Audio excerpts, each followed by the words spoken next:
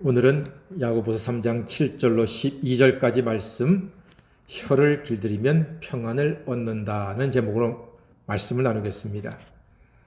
사람들의 재주는요, 참 놀랍습니다. 오늘 7절에도 있는 말처럼 말 못하는 동물도 길들인다 했거든요. 물개도 기가 막히게 길들이고요, 원숭이도 길들이고, 개도 훈련시키면 얼마나 말을 잘 듣는지 몰라요. 심지어 호랑이, 사자도 길들이고 태산 같은 코끼리도 훈련받으면 말 잘 들어요. 그런데 오늘 8절 말씀 보니까 그러나 사람은 자기의 혀는 길들일 수 없다, 이렇게 단언합니다. 사람이요, 자기의 말로 말 못하고 글 모르는 짐승들은 길들이면서도 정작 자기의 혀는 길들이지 못한다. 이게 야고보 사도의 고백입니다. 하나님께서는 사람에게 천지와 만물을 다스릴 혀의 권세를 주셨는데 정작 자신의 혀는 다스리지 못하는 그러한 안타까움이 있다는 말입니다. 오늘 야고보는 상하게 하는 말, 거친 말, 다툼의 말을 죄라고 그건 당연히 죄라고 선언합니다. 그래서 혀를 길들여라, 이렇게 권면합니다. 야고보 사도가 사람의 혀를 길들이기 어렵다고 말하는 그 이유가 있어요. 왜냐하면 교회에서 사람의 혀가 가장 큰 상처를 주는 흉기가 됨을 경계하는 말입니다. 지금 이야기가 아니고요, 초대교회 당시 야고보 사도가 목회하던 예루살렘 교회에서 모든 교회의 으뜸이라고 하는, 어머니 교회라고 하는 예루살렘 교회에서도 사람들이 교회 안에서 말 때문에 서로 상처를 주고 상처를 받고 교회를 분란시키고 하는 일들이 많이 있었어요. 그러니까 오늘 이 책을 써서 그 당시에 교인들 뿐만이 아니라 오늘날에도 마찬가지인 우리를 권면하고 있습니다. 그런데 그 무서운 혀가 길들여지지 않는다는 것을 야고보 사도는 깨닫고 우리에게 다시금 깨닫게 합니다. 그래서 이 문제를 사람들이 좀 깊이 생각하고 심각하게 받아들여야 하는데 대부분의 사람들은 자기 혀의 문제를 크게 느끼지 않아요. 그게 문제라는 말입니다. 이런 거예요. 남의 말로 내가 받으면 이게 상처가 너무나 커. 그런데 정작 자기도 자기 말로 다른 사람들한테 상처를 주는데 그거는 모른다는 거예요. 이런 경우를 요즘 말로 뭐라고 합니까? 내로남불이라고 하는 거예요. 내가 하면 로맨스고 남이 하면 불륜이다 그러지 않습니까? 자기가 하는 말 때문에 얼마나 많은 사람들이 상처를 받고 있는데, 근데 정작 자기는 다른 사람 말 때문에 내가 상처받았다고 괴로워하고 다른 사람을 저주하고 미워한다. 이걸 조심하라는 것이 야고보 사도입니다. 우리의 인격과 영적인 업적이 말 한마디에 다 무너질 수 있습니다. 초대교회도 마찬가지고 지금도 마찬가지입니다. 파괴력 있는 혀의 힘입니다. 그래서 시편 140편 3절에 이런 말씀이 있습니다. 뱀같이 그 혀를 날카롭게 하나니 그 입술 아래는 독사의 독이 있나이다, 이렇게 말합니다. 독사의 독은 서서히 퍼져서 사람을 고통스럽게 하고 결국은 죽음에 이르게 하지요. 사람의 말이 그렇다는 겁니다. 독사의 독처럼 처음에 딱 물렸을 때는 따끔한데 갈수록 힘이 빠지고 아파오고 해독제를 먹지 못하면은 결국은 1시간, 2시간 혹은 며칠 내로 목숨을 잃게 된다. 그런데 사람 말이 그렇다, 이거예요. 속상한 말을 들으면은 하나님 말씀을 들어도, 성경 말씀을 읽어도 그 나를 아프게 한 말과 나를 아프게 한 사람을 묵상합니다. 그것도 주야로 묵상합니다. 시도 때도 없이 묵상합니다. 그 결과 미움과 분노가 높아지고 영성은 파괴된다는 것이 야고보 사도의 말씀입니다. 성경은 그렇게 말하지 않죠. 주야로 주의 말씀을 묵상하는 사람이 복된 사람인데, 많은 사람들은 사람과 사람의 말을 묵상하다가 화를 스스로 자초할 수도 있다. 그러므로 조심하자는 것입니다. 우리 사람의 마음에는요, 독사와 사자가 있어요. 다스리지 못하면은 독사와 사자가 내 혀를 통해서 밖으로 나와가지고 사람들을 공격한다니까요. 혀를 잘못 사용한 예가 있습니다. 제가 한번 아주 뜨겁게 그런 예를 경험했습니다. 제가 청년 때 나름대로 신앙생활 열심히 한다고 새벽 예배도 제법 나갔습니다.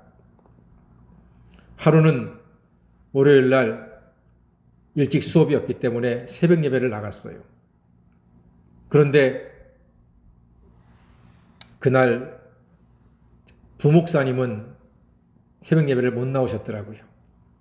담임 목사님이 설교하시는데 잠깐 스쳐 지나가는 말로 젊은 부목사가 이거 새벽 예배도 안 나오니까 참 어떡하나, 이제 이런 말씀을 하셨어요. 막 새벽 예배 못 나온 부목사님을, 그 젊은 부목사님, 신혼부부 부목사님이거든요. 막 야단친 건 아니에요. 그냥 걱정하는 말투를 한마디 하신 거예요. 제가 그걸 들었어요. 듣고 말았어야 되는데, 제 딴에는 그 부목사님하고 좀 친해가지고 그 부목사님을 좀 도와준다고, 내가 이런 말 하면은 좀 부목사님이 정신 좀 차리고 목사님한테 야단도 안 맞고 또 목회를 잘 하시고 배우시겠지 하는 그런 마음에, 부목사님을 염려하는 마음에 새벽 예배 끝나고 그 방에 찾아가서 그 얘기를 해버렸네. 목사님, 담임 목사님이 목사님이 새벽 예배 안 나온다고 염려하시던데요. 이렇게 말한 것보다 조금 더 제가 아마 귀에 거슬리게 좀 말을 전했던 것 같아요. 근데 이 젊은 부목사님이 화가 나가지고, 담임 목사님 사택이 바로 옆에 있었잖아요.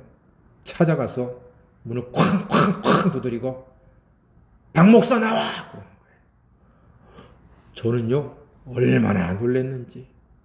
저분이 저렇게까지 화를 낼 일인가? 이렇게 화를 내야 되는가? 와, 막 동네가 떠나가라. 그 젊은 부목사님이 담임 목사님, 60이 넘은 담임 목사님을 막 쾅쾅쾅 두드리면서 당신이 뭔데 새벽 예배 때 나의 욕을 하냐고, 흉을 보냐고, 얼마나 내가 피곤하면 그러겠냐고 막 이러면서 삿대질하며 소리치니까, 그 담임 목사님이요, 너무 착하신 분이거든요. 뒤에서 나무 험담하고 이런 분은 아니에요. 정말 인격적인 분이신데 어쩔 줄 몰라 하시더라고요. 제가 그 광경을 보고 정말로 후회했습니다.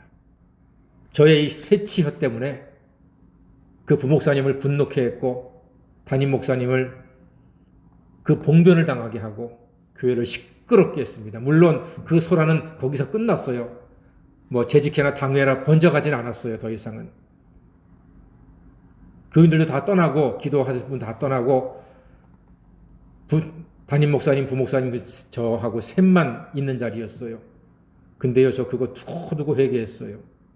이 설교 준비하면서도 다시 한번 회개했어요. 이 못난 사람의 이 잘못된 새치어 때문에 그렇게 부목사님 분노하게 하고 담임 목사님 봉변당하게 하고, 야, 정말 남의 말은 옮기는 게 아니구나. 나는 선의를 가지고 한 얘기면 분명했습니다. 부목사님이 앞으로 잘 좀 했으면 좋겠다는 그런 염려하는 마음이 했는데, 세상에 그게 그렇게 번져나갈 줄은 정말 꿈에도 몰랐습니다. 저요, 두고두고 후회했습니다, 여러분. 이럴 때가 많아요. 그러니까 다른 사람 이야기를 옮기면 안 돼요. 그냥 내가 듣고 말고 못 들은 척하고 못 본 척 해야지, 함부로 말을 옮겼다가 오늘 제가 지금 말을 좀 길게 하고 있는데 너무나 이게 후회스럽고 이렇게 하면 안 되기 때문에 제가 이렇게 지금 좀 길게 여러분께 말씀하고 있습니다. 로마서 3장에 그렇게 말씀하죠. 우리 목구멍이요, 열린 무덤이래요. 사람의 목구멍이 열린 무덤이라니까요. 잘못 열어서 새치어 놀리면요, 이게 사람을 다 사망으로 이끌어 간다니까요. 정말 조심하고 또 조심해야 됩니다. 우리의 속은 더러운 것으로 가득 차 있습니다. 우리가 서로 교제할 수 있는 것은 서로의 속마음을 모르기 때문에 서로 교제하는 거예요. 서로의 속마음을 속속들이 다 안다면요, 우리 서로 교제 못합니다. 저 사람이 저런 사람이었어. 와, 저런 속마음을 가지고 어떻게 신앙생활하고 어떻게 직분을 감당할까? 모르는 게 100번 낫습니다. 모르는 게 약입니다. 성도는 자기 안에 죄의 권세를 아는 사람입니다. 그 독사와 사자 같은 죄의 권세를 이길 수 없음을 우리는 알아야 합니다. 그래서 하나님을 의지해야 합니다. 성령님, 내 혀를 다스려 주십시오. 성령님, 내 혀를 주장하여 주시옵소서. 사나운 사자와 호랑이가 사슬에 매여 있듯이 성령의 사슬로 내 속에 있는 사자와 뱀과 호랑이 같은 이 날카롭고 공격적인 모든 혀의 권세를 꽉 붙들어 매어 주시옵소서. 늘 기도하고 또 하나님 앞에 간구하고 의지해야 되는 것입니다. 사실 우리 속을 아는 방법이 있어요, 여러분. 지금 좀 전에 제가 우리 속을 서로 모른다 그랬잖아요. 그런데 적어도 내가 내 자신의 속을 아는 방법은 있어요. 창문으로 보면 돼요. 집이 있으면 우리가 창을 열고 이렇게 보지 않습니까? 우리 속을 볼 수 있는 창이 무엇일까요? 눈, 입 아닙니다. 말입니다. 그 사람의 말이 그 사람의 속을 볼 수 있는 창문이라는 사실입니다. 불만이 가득한 사람은요, 말만 하면 불평거리를 쏟아냅니다. 의심이 가득한 사람은 말만 하면 의심하는 말, 신뢰, 믿음 없는 말 쏟아냅니다. 절망으로 가득한 사람은요, 계속해서 죽겠다 죽겠다 소리만 합니다. 그런데 은혜가 가득한 사람은 입에서 은혜의 말이 솟아납니다. 같은 말이라도 너 그렇게 하면 안 돼! 이렇게 하는 것보다요, 이거는 이렇게 하면 참 좋겠어요. 이렇게 말하라는 거예요. 아이가 공부하는데 엄마 아빠 말대로 생각대로 공부를 안 해. 야, 이놈아, 맨날 컴퓨터 게임이나 하고 놀기만 하냐? 이렇게 말하면 얼마나 상처를 줘요. 근데 그렇게 말하는 것보다는요, 엄마는 네가 앉아서 책 보잖아? 그러면 그렇게 마음이 좋다. 이 한마디가 훨씬 더 아이한테 충격을 주고 동기 유발을 준다는 겁니다. 같은 말이라도 이렇게 은혜 있는 말을 하는 사람이 우리 그리스도인이 되어야 하지 않을까 싶습니다. 사랑이 가득한 사람들은 좀 따뜻하고 온기 있는 말을 하게 된다는 거지요. 죽고 사는 권세는 혀에 있다고 했습니다. 형통함도 혀에 달려 있습니다. 형통한 사람의 특징은요, 자기의 혀를 능히 제어할 수 있는 힘과 지혜가 있습니다. 대표적으로 다윗입니다. 여러분, 다윗처럼 억울한 사람이 있을까요? 저는 다윗처럼 억울한 사람은 없을 거라고 생각합니다. 다윗은요, 사울 왕과 나라를 위해서 목숨 걸고 나아가 골리앗과 싸워 이긴 사람입니다. 사심이 없었습니다. 정말로 하나님의 군대를 모욕하는 골리앗을 향해서 나아가 하나님의 이름으로 승리했습니다. 그것을 보고 여인들과 사람들이 다윗은 천천히요, 다윗은 만만히요, 사울은 천천히라고 했습니다. 그 말에 사울이 다윗을 질투하고 미워하더니 마침내 죽이려고 합니다. 저놈이 내 왕위를 빼앗을 놈이야. 저놈이 내 아들에게서 왕자를 빼앗을 놈이야 하면서 죽이려고 합니다. 목숨 걸고 사울을 위해, 왕을 위해 싸웠던 다윗이 철천지 원수가 되어버렸습니다. 이렇게 기가 막히고 억울하고 원통한 일이 어디 있겠습니까? 그런데 다윗은 단 한 번도 그런 사울을 원망하거나 저주하지 않습니다. 심지어 3번이나 사울 왕을 죽일 수가 있었음에도 불구하고 말로써 생각으로조차도 범죄하지 않습니다. 부하들이 대장님, 사울 왕이 지금 잠들었습니다. 여기서 죽이고 끝냅시다. 노! 그럼 안 돼. 하나님이 세우신 왕이야. 그럼 안 돼. 그리고 살려주기를 3번씩이나 합니다. 잠들어 있던 사울왕의 옷자락을 살짝 베고 나서 그 옷자락을 베었다는 사실만으로도 감히 내가 왕의 옷자락을 베었다고 자책했던 사람이 다윗입니다. 옆에 있던 부하들이 어땠을까요? 속 터지겠죠. 아이고, 이 바보 같은 다윗. 손 안에 들어온 저 사울을 그냥 죽이면 되는 걸 3번씩이나 살려주고 이렇게 도망다녀, 이렇게 한심하고 미련한 사람이 어디 있어? 그런 부하들이 분명히 있었을 겁니다. 그럼에도 불구하고 다윗은 그렇게 하지 않았습니다. 그런 하나님께서 그를 귀하게 여기시고 긍휼히 여기시고 사랑하시사 결국은 사울을 이어서 이스라엘의 왕이 되어 무려 40년 동안 나라를 다스리게 했던 것입니다. 혀로서 말 한마디조차도 하나님이 세우신 사울 왕을 저주하지 않았고 사람들에게 분노하지 않았다는 사실, 참 귀한 모습. 근데 여러분, 어떻게 다윗이 그렇게 했을까요? 다윗이 그렇게 자기의 혀를 길들일 수 있었던 이유는요, 찬양과 기도에 있습니다. 시편은 다윗의 시편이라고 해도 과언이 아닐 정도로 반 이상이 다윗이 쓴 작품입니다. 이 시편은 전부 다 찬양과 기도입니다. 찬양과 기도로 자기의 부끄러움을 회개하고 하나님 앞에 의지하고 하나님의 도우심을 간구하는 이 찬양과 기도로 말미암아 그는 범죄치 않고 하나님의 큰 은혜를 입고 누리고 그리스도의 조상이 되는 영광스러운 인생을 살 수가 있었습니다. 그렇습니다, 여러분. 기도는 말에 양분을 공급하고요. 기도는 말에 열매를 맺게 합니다.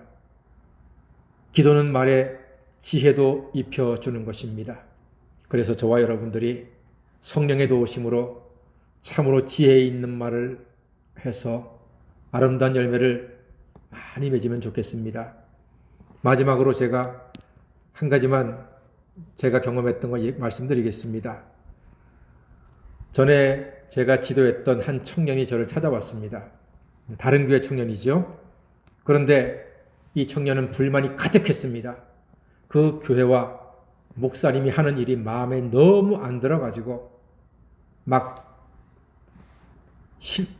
우리식으로 말하면 스트라이크, 데모 이런 것도 할 정도로 그렇게 교회에 대해서 관심도 많고 애착도 많고 열정도 많은 청년이었습니다.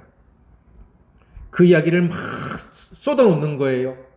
교회에서는 자기 말을 들어주지도 않지, 이런 얘기 할 사람도 없다니까 자기를 지도했던 저를 찾아온 겁니다. 제가 그 얘기를 1시간 동안 내내 다 들어주었습니다. 들으면서 기도했습니다. 주님, 저 청년에게 가장 힘이 되고 위로가 될 수 있는 말을 한마디만 제게 주십시오 하고 기도하는 마음으로 제가 그 말을 다 들었습니다. 그리고 제가 한 1분 정도만 고면했습니다. 딱 1분 정도 고면했습니다. 이렇게 말했습니다. 너 하나님을 정말 많이 사랑하는구나. 너 하나님 정말 사랑하는구나. 그러니까요, 이 청년이 눈에 눈물이 핑 돌아요. 1시간 동안 쏟아낸 그 빈 마음에 너 하나님 많이 사랑하는구나. 눈물이 핑 돌아요. 네 생각 틀린 거 하나도 없다. 내가 들어보니까 네 말이 다 맞다. 근데 성경은 말하지, 하나님을 사랑하는 자, 그 뜻대로 부르심을 입은 자들에게는 모든 것이 합력하여 선을 이룬다고 했어. 너도 옳고 아마도 네가 싫어하는 목사님도 오르실 거야. 그리고 네가 보기 싫어하는 장로님들도 오르실 거야. 왜냐하면 그분도 하나님의 자녀이고 하나님께서는 이 모두를 통해서 합력하여 선을 이루는 분이란다. 바울이 마가를 정말로 미워했거든. 그런데 그 마가는 마가복음을 쓴 위대한 사도로서 하나님이 귀하게 쓰셨거든. 그러니까 네 마음에 들지 않을 수도 있어. 네 생각이 정말로 나는 옳다고 봐. 그런데 그분들도 그분들 나름대로 하나님이 쓰시는 방법이 있어. 합심해서 선을 이루시는 하나님이야. 거기까지만 얘기했어요. 그리고 다시 한번 네가 하나님 많이 사랑하는 거 내가 다 안다, 들었다 하면서 손잡고 간단하게 기도했어요. 그랬더니 이 청년이요, 네가 하나님을 사랑하는구나 하는 이 말에 제가 그걸 알아주었다고 울면서 그 마음의 평안함을 찾고 자기 교회로 돌아갔어요. 그리고 지금도 교회에서 봉사 잘하고 있어요. 예배 잘 드리고 있어요. 사랑하는 여러분, 우리의 혀를 길들여서 평안을 얻고 사랑하는 우리의 이웃들과 형제와 자매들과 함께 형통한 삶, 평화의 삶을 이루어 나가시는 우리 모두가 되기를 주님의 이름으로 간절히 소망합니다. 아멘. 기도하겠습니다.